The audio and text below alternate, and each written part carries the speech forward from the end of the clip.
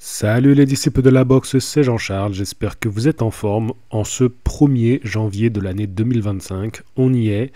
Voilà, comme tout le monde, on fait un peu le bilan de l'année précédente, c'est très humain de faire ça, on a une société qui marche en calendrier, avec des années qui passent, et forcément, à chaque fin d'année, on se dit un peu, qu'est-ce que j'ai fait de mon année, qu'est-ce que j'ai pas fait, qu'est-ce que j'aurais aimé faire, et peut-être que je le ferai l'année prochaine. Alors dites-moi un peu à quoi vous avez passé cette journée du 1er janvier. Est-ce que, comme ma pauvre femme, vous travaillez voilà, donc elle est au boulot. Est-ce que, comme moi, vous avez profité de cette journée pour faire un petit peu de ménage à la maison, de faire un petit peu de tri, de vous poser un petit peu et de profiter pour regarder des séries et des films et récupérer un peu? Voilà, c'est aussi ce que j'ai fait. Et en même temps, peut-être comme moi aussi, de réfléchir à, qu'est-ce qu'on va faire un peu comme projet l'année prochaine. Et pour le coup, je vais vous les partager, les miens. Et n'hésitez pas à me partager les vôtres, pourquoi pas, en commentaire, ça me fera toujours plaisir de les lire. Pourquoi ça irait que dans un sens. Sur la chaîne principale, j'ai déjà fait une vidéo pour revenir sur les combats qui m'ont marqué cette année. Bien évidemment, vous avez en fond d'écran une photo de Tyson Fury et de Alexander Usyk qui sont en train d'échanger de rude politesse, disons.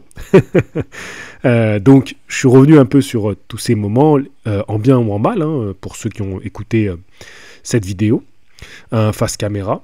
Et ensuite, j'ai aussi parlé de moi en tant que youtubeur via la chaîne principale. Mais j'ai pas du tout parlé de la chaîne secondaire, cette chaîne, et c'est maintenant que je vais faire le point sur cette chaîne-là, sur mon année, comment j'ai vécu mon année avec cette chaîne de podcast, qu'est-ce que j'aimerais faire pour l'année qui est en cours, qui commence tout juste. Et je vais en profiter pour répondre aux questions de la FAQ, que j'avais lancé l'idée dans une vidéo. J'ai pas eu énormément de questionnements, mais je les ai sélectionnés, et j'ai aussi fait un petit post hier, je crois que c'était hier. Donc je vais également répondre aux quelques messages qu'il y a eu sous ce post. Je crois qu'il y a eu 3 ou 4 messages. Donc voilà, je vais commencer par la FAQ, puis après on parlera un peu de cette chaîne de podcast et de la suite pour celle-ci. Mais d'ores et déjà, par peur de l'oublier, il y a un engagement que j'aimerais tenir et je compte sur vous pour me rappeler à l'ordre. Ça va être de tout vous mettre en format audio sur des plateformes de podcast. Donc on y reviendra un peu plus tard exactement comment ça se fera. Mais sachez que chacune des vidéos que je vais sortir, dont celle-ci, sera aussi disponible sur mes chaînes de podcast. Donc dès ce soir, vous aurez également la version audio. Peut-être pas, elles sortiront normalement pas en même temps. Je privilégie d'abord la version YouTube. Mais au moins dans les 24 heures qui suivent, vous aurez la version audio en streaming. Je vais commencer par du coup la petite FAQ. Alors, la première question, pourrais-tu faire des partenariats avec des clubs d'anglaise en France, de ton choix entre parenthèses, où tu interviews les entraîneurs et leurs meilleurs espoirs, des formats courts entre parenthèses, pour nous les faire découvrir et mettre un peu de lumière sur eux, point d'interrogation. Alors, je trouve que c'est une question qui est très intéressante, très légitime, et c'est déjà des choses qui ont été faites, d'aller à la rencontre d'entraîneurs, de clubs, d'interviewer des jeunes boxeurs. J'ai interviewé tout type et tout profil de boxeurs, que ce soit des boxeurs très médiatisés, que ce soit des boxeurs qui avaient une longue carrière, donc qui arrivaient en fin de carrière, on va dire, des jeunes boxeurs et des parfaits inconnus. J'ai accompagné à peu près aussi tous les types de boxeurs dans tous les types toutes les types de réunions. Après, c'est pas quelque chose que je fais énormément sur la chaîne. Ça reste une partie de ce que je peux faire, mais c'est pas le gros de la chaîne principale. Donc là, on parle de la principale et de la chaîne secondaire, parce que ça se prête bien à la chaîne secondaire, cette question, parce que aujourd'hui, les interviews sont davantage et sont quasiment exclusivement sur la chaîne secondaire. Il y aura parfois des interviews sur la chaîne principale. Je m'accorde le droit de trancher au dernier moment si j'estime que l'interview a plus sa place sur la chaîne principale ou sur la chaîne secondaire. Mais j'aime bien les faire sur la chaîne secondaire. Je trouve que je sens beaucoup plus de liberté à mon format interview ici. Alors, donc la question est bonne. Oui, pourquoi pas. C'est des choses que j'ai faites et si j'en fais peu ou si j'en fais moins, parce qu'on peut avoir l'impression que j'en fais moins, voire pas. Parce que si on me pose la question, c'est quelqu'un qui pense que je ne le fais pas. C'est aussi une faute de temps, faute de moyens. C'est des choses qui sont assez compliquées à mettre en place. Et il faut aussi reconnaître que ça se ressemblera toujours un peu. Donc, à un moment donné, je voulais en faire beaucoup. À un moment donné, je te parle dans l'année 2018-2019. Et puis, je me suis vite rendu compte que c'est pas des choses c'est pas des formats où il faut courir après. Dans le sens où si tu en fais trop, imagine que tu écoutes un créateur de contenu et il fait que de l'interview. En vrai, tu vas te lasser parce que ça va être assez rébarbatif. Alors que quand c'est assez espacé et que ça reste occasionnel, ça fait que quand l'interview arrive, elle est plus appréciée de la part du public. Et l'important, c'est quand même quand tu fais une interview, bon, la priorité, c'est que tu mettes à l'aise la personne que tu invites pour qu'elle se sente dans un espace où elle peut parler en toute confiance. Ça, c'est la priorité. Mais c'est aussi de lui donner un peu de visibilité. Et si tu enchaînes un max d'interviews et qu'en final, tes interviews ne font plus d'audience, c'est même pas pour moi. Parce que moi, j'aurai toujours des sujets dans la semaine qui marcheront. Toi, je pourrais toujours rebondir. Mais je me dis, pour la personne que tu invites, elle a un peu qu'une chance dans l'année. Elle passe chez toi, elle a envie d'être un peu mis en lumière. Donc voilà, il y a aussi ça auquel il faut réfléchir. Mais, très bonne question. Et je te l'accorde, pourquoi pas en faire, en refaire en tout cas. Alors, on me demande, comment devient-on arbitre de boxe anglaise? Alors ça, c'est intéressant parce que c'est quelque chose que j'aurais aimé faire à une époque. J'avais pas encore créé la chaîne YouTube, je crois pas. Ou alors elle était toute fraîche.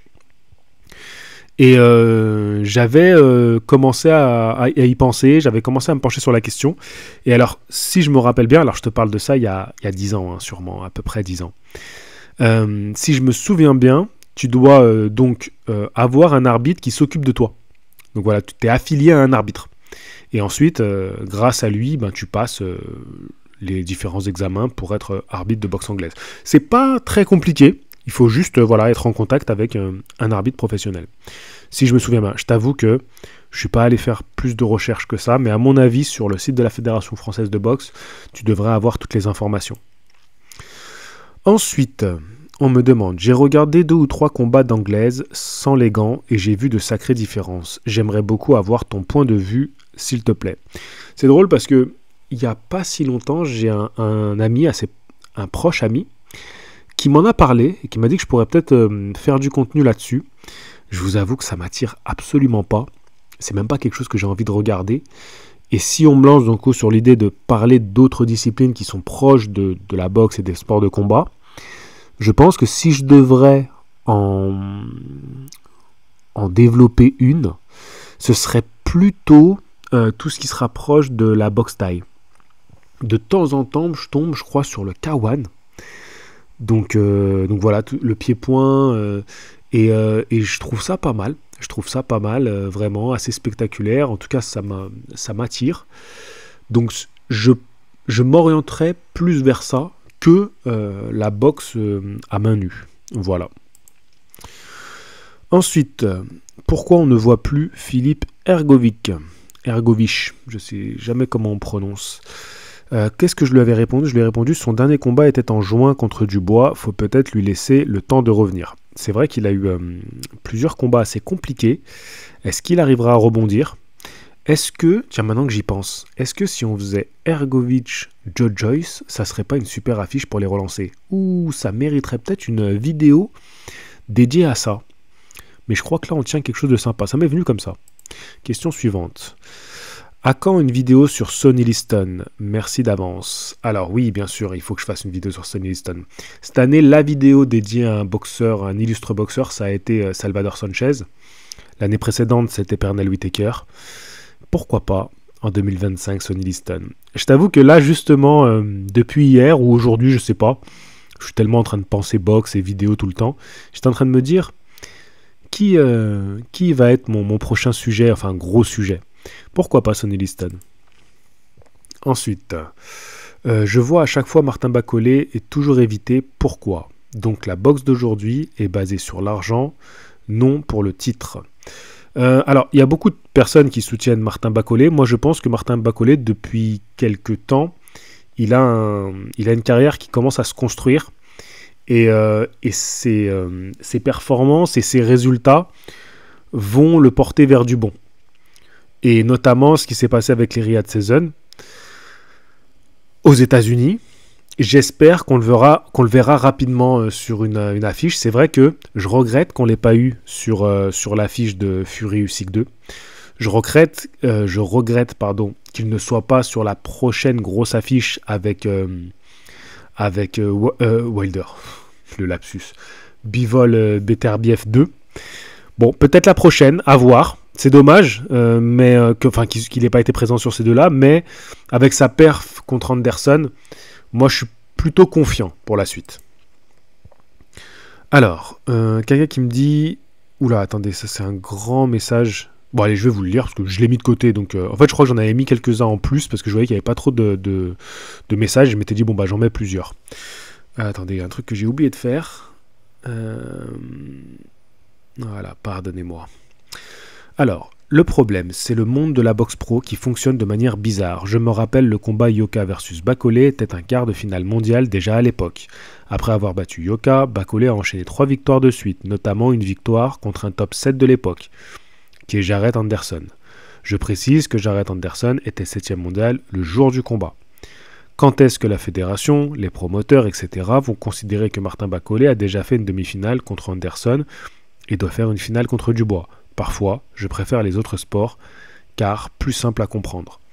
Bon, je crois qu'il a assez bien résumé tout ce qu'il fallait dans son commentaire. Vu la réponse que j'ai donnée au commentaire précédent, j'ai pas grand-chose à rajouter.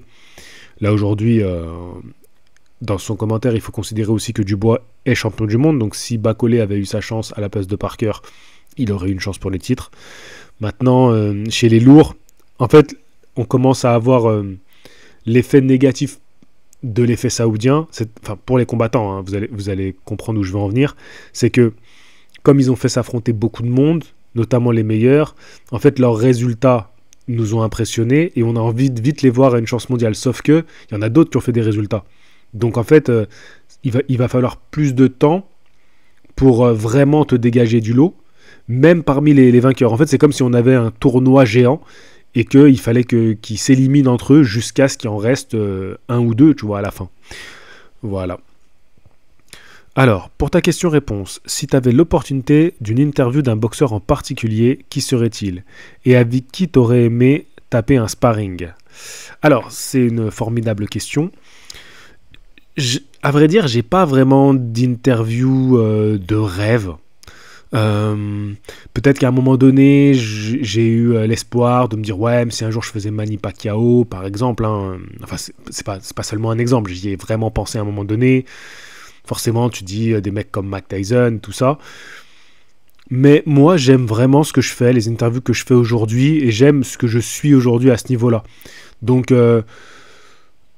les interviews que je fais, c'est aussi des rencontres avec des personnes, et donc je me régale.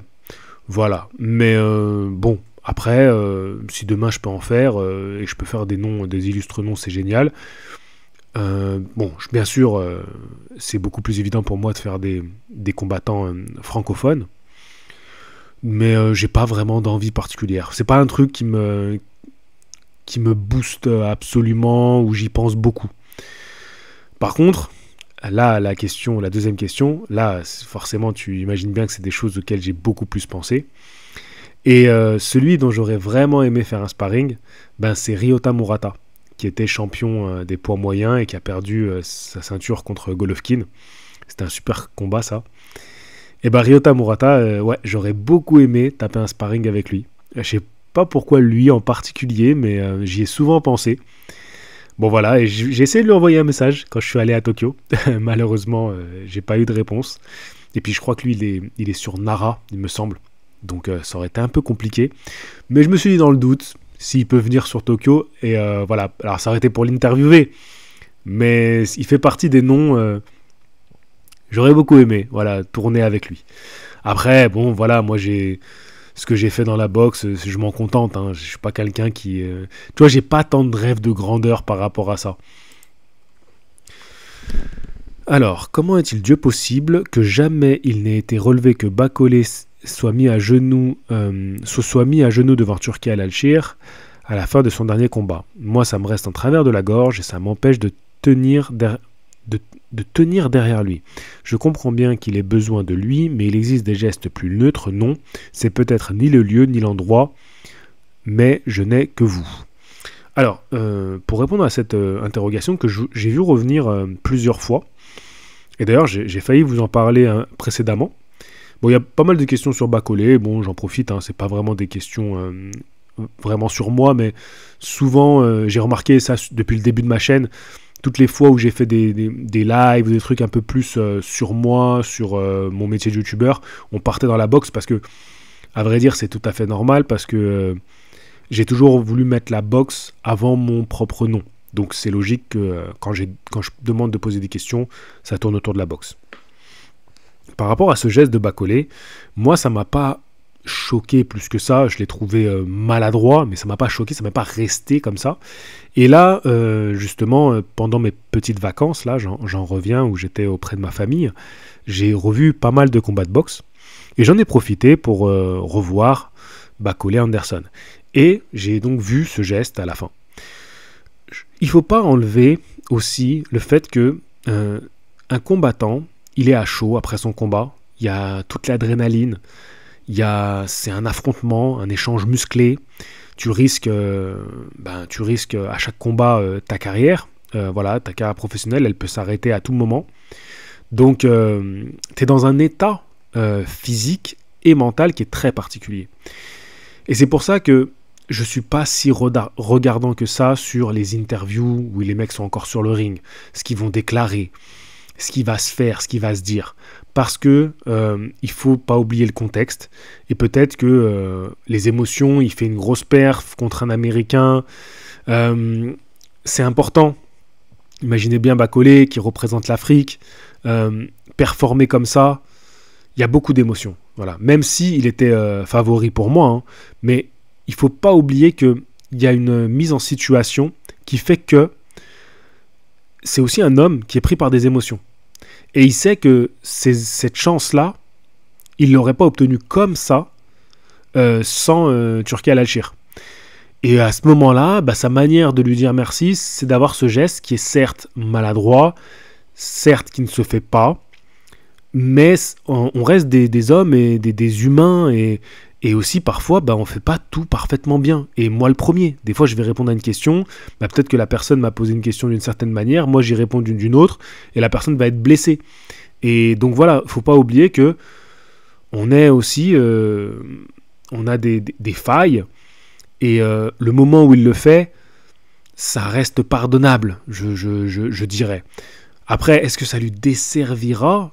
Je pense pas, j'espère pas en tout cas. Ça serait dommage que genre vraiment ça lui desserve d'avoir eu ce geste maladroit. Quelqu'un a dit Bacolé Ruiz, un potentiel combat. Je crois que j'ai mis aussi donc du coup toutes les ça devait être sous une vidéo de Bacolé que j'ai demandé les questions. Bacolé Ruiz, pourquoi pas en vrai? Parce qu'arriver à stopper Ruiz, ça serait fort. Ouais, pourquoi pas? C'est pas déconnant comme affiche. Alors oui, j'ai mis ça. JC et ses recherches capillaires, cela ferait une belle vidéo. Alors ouais, j'ai beaucoup de remarques sur mes cheveux. N'oubliez pas que je fais ce que je veux avec mes cheveux.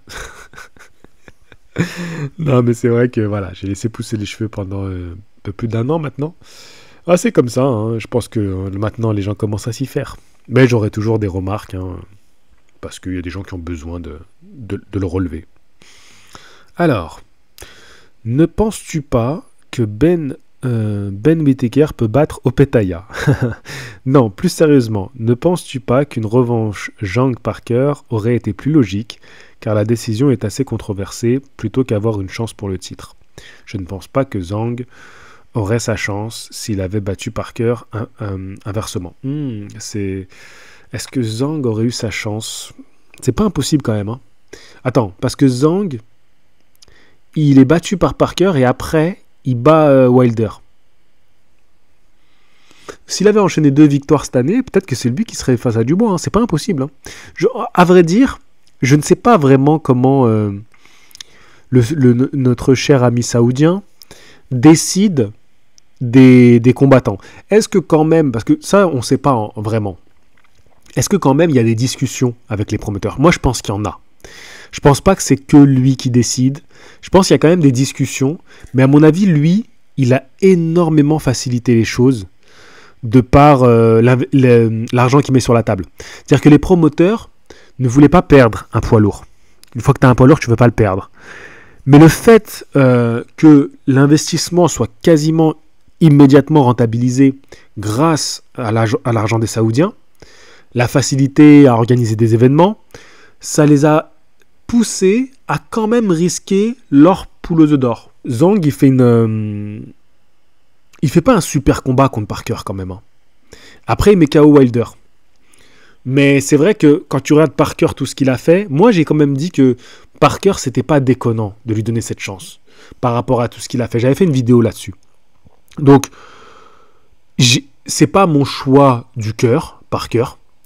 C'est pas ma préférence. Mais je trouve que c'est loin d'être injuste. Et quand pendant des années, on a subi un choix de challenger qui était complètement injustifié sportivement, aujourd'hui, il faut remettre en avant quand ça a du sens sportivement, par rapport aux dernières performances. Donc aujourd'hui, c'est difficile de retirer à Parker cette chance pour le titre. Maintenant, sur le résultat Zhang Parker, j'en ai parlé dans la vidéo que j'ai sortie cette nuit. Je crois que c'est pas volé pour Parker. Voilà. Et je resterai sur ça. Et pour Ben Whittaker, peut-être qu'un jour il aura le niveau pour battre Petaya, mais j'ai du mal à y croire. Pour l'instant, je crois que sa vocation, c'était plutôt le saut en hauteur. Hein. On l'a vu passer par-dessus les cordes avec une telle facilité. Ensuite, une question pour toi. Pourrais-tu commenter un match en direct sur ta chaîne en live? Merci. Alors, avec les années, c'est devenu une pratique de plus en plus courante de commenter sur sa chaîne YouTube un live. Moi, comme je l'ai toujours dit, quand je regarde mes combats de boxe, c'est mon moment pour moi. Je suis vraiment un passionné, mais de la première heure. Et c'est un moment où je suis bien, je suis devant ma télé, je suis aussi très concentré, je prends des notes pour après faire le débrief. Et je me gâcherais ce moment que de devoir animer un live en même temps. Après, je sais que beaucoup le font parce que ça fait de l'audience. Ça marche très bien. De lancer des lives pendant des événements de sport, ça marche très bien. Mais je bouderais pas sur de l'audience. Ça fait toujours rentrer des sous-sous en plus. Je bouderais pas ça, loin de là. Mais, même gagner de l'audience, ça, pour moi, ça ne vaut pas l'importance de justement d'apprécier le combat pour après vous faire des vidéos que j'estime le plus qualitatif possible pour vous retranscrire ce que j'ai vu pendant le combat. Et si je devais animer un direct, je n'apprécierais pas le combat aussi qualitativement. Voilà, si je peux répondre à ta question. Donc, il y a des fois où je pourrais le faire. J'ai failli le faire pour Bruno Suras contre Munguia. J'ai hésité toute la nuit, j'étais là, je me lève, je me dis oh, je lance le live, je le lance pas, qu'est-ce que je fais?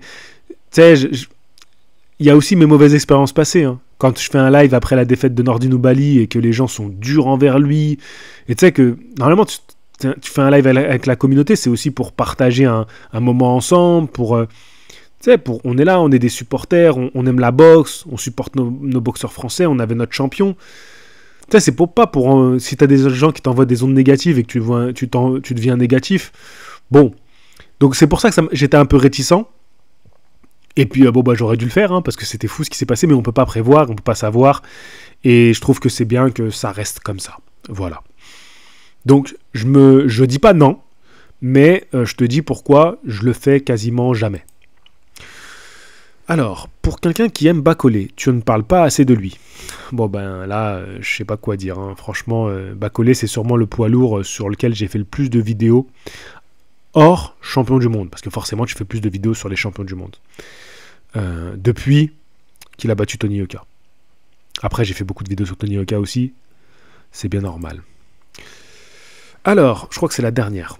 Est-ce que tu as pensé à monter un Discord pour ta chaîne? Ça permettrait à ta communauté d'avoir un lieu pour se retrouver. Je pense qu'on serait nombreux à vouloir discuter boxe ensemble. Alors, il y a eu un Discord qui a été tenu... alors, que j'ai ouvert moi. Franchement, les gars, je ne sais même plus comment ça s'est passé. Le Discord a été ouvert par moi-même, si je ne me trompe pas. Ou alors, c'est quelqu'un de la communauté qui l'a ouvert, je ne sais plus. Et puis, j'ai complètement laissé ce Discord. J'ai donné les manettes à Florent, si je me souviens bien. C'était Florent qui détenait les manettes du Discord. Et je n'y allais plus du tout. En fait, c'est un outil qui me parle pas, que je comprends pas. Je suis perdu quand je suis dessus.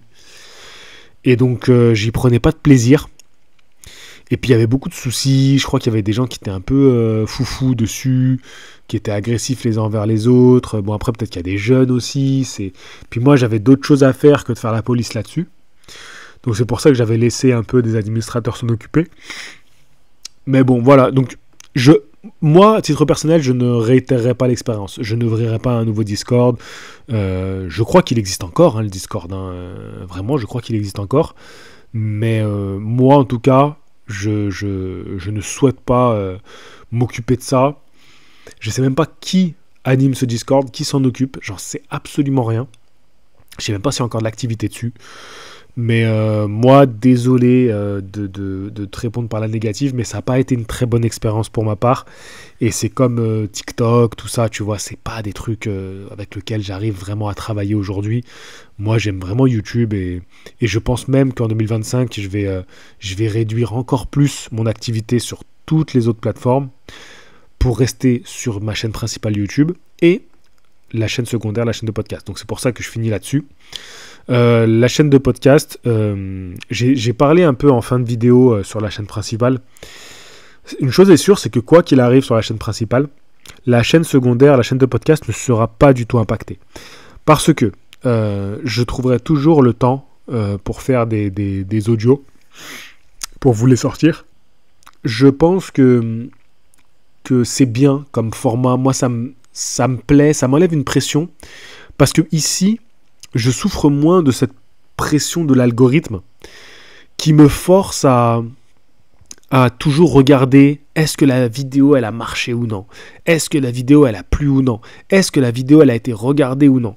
Alors que sur les podcasts, j'ai vraiment ce plaisir de me dire ok, j'ai envie de leur parler de ça, je me pose, j'en parle et même si ça fait peu de commentaires, même si ça fait pas beaucoup d'audience, c'est pas grave, tu vois. Je suis vraiment décharger de tout ça ici et c'est pour ça que j'aime bien l'échange avec vous par ce média, par ce format audio et donc je vais le conserver et j'aime bien aussi avoir cet espace communauté où je peux vous poster des actus, je peux vous poster des petits messages, je peux vous poster des petites photos, voilà, des petits faits divers dans le monde de la boxe, donc voilà.